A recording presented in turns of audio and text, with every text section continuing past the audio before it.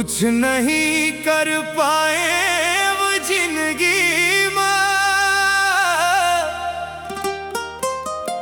सब संगवारी निकल गए यार।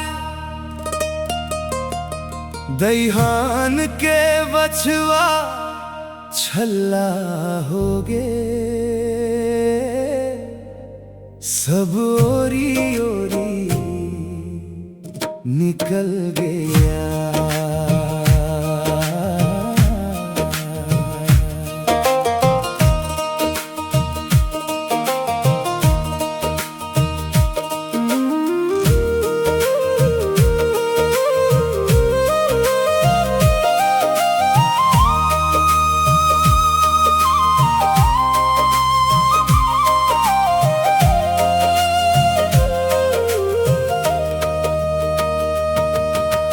हपटे मन के पत्थरा बनके फोर डरे मैं घर के सील। खेलत मछली पकड़े खातिर मतलहा हो गे सब झील। बहता पानी डबरा कस हो गे तैसे लागत है, धर्मराज भी कल युग में लबरा हो गे लागत है। समय के रेत मछली जैसे हाथ ले बिछल गे यार। दईहान के बछवा छल्ला हो गे, सब संगवारी निकल गया। कुछ नहीं कर पाए जिंदगी में, सब संगवारी निकल गया।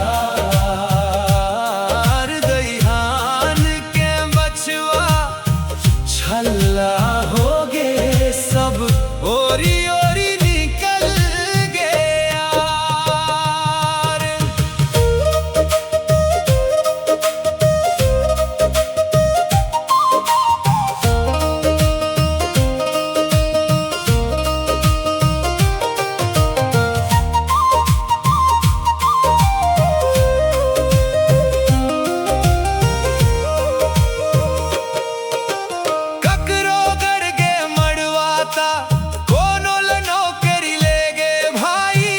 जब ले ट्रैक्टर खेत में आगे बैला हरहा हो गे भाई। रोज सुबह पहाड़ में ढेला चढ़ाए के कोशिश करथो जी। कल जुवर जिंदगी जिए बर रोज में हमर थो जी। जब डोली निकलिस ओकर जीव घलो निकल गया। दईहान के बछवा छल्ला हो गे, सब संगवारी निकल गया।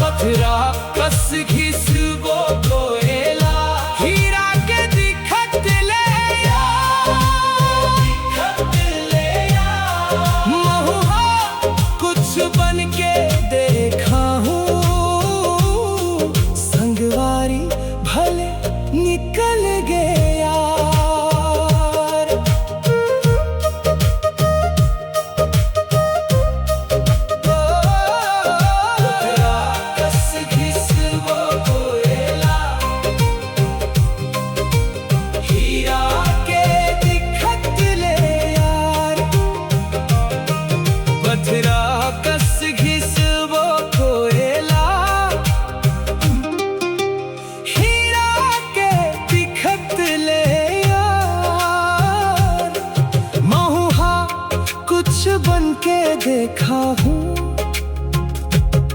संगवारी भले निकल गए